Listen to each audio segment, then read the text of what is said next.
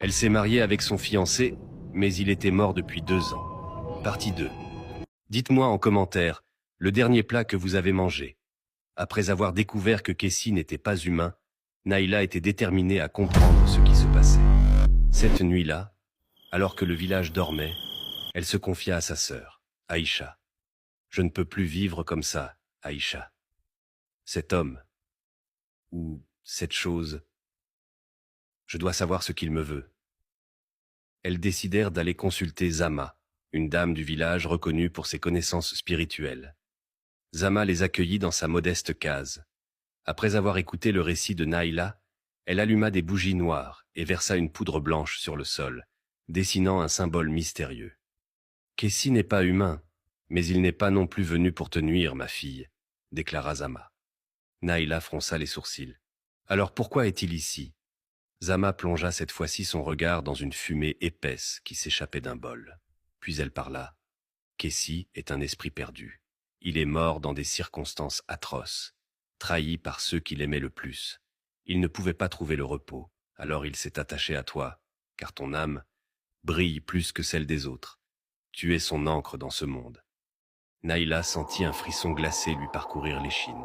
« Que dois-je faire? Dois-je le chasser ?» Zama la fixa intensément. « Si tu veux survivre, oui. » Les deux sœurs rentrèrent alors, chacune chez elle, le cœur lourd après ces lourdes révélations. De retour chez elle, Naïla trouva le faux Kessie, son regard noir plongé dans le vide. « Kessie, ou peu importe comment tu t'appelles, » dit-elle d'une voix ferme. « Je sais que tu n'es pas humain, mais je veux savoir pourquoi tu es ici. Que veux-tu de moi ?» Le faux Kessie se leva lentement, son visage s'adoucissant. « Tu es la seule lumière dans ma vie de ténèbres, » murmura-t-il. « Je suis mort il y a 2 ans, trahi par mon frère. Il m'a tué pour s'emparer de mes terres et de ma richesse. Mon âme était condamnée à errer, jusqu'à ce que je te rencontre.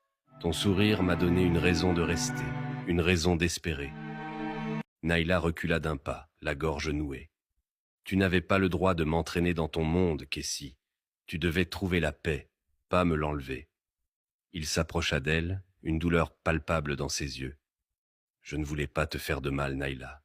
Mais maintenant, je sais que pour toi, je dois partir. » Zama avait donné à Naïla une potion spéciale, une mixture qui, une fois versée sur le sol sous une pleine lune, pouvait libérer une âme tourmentée.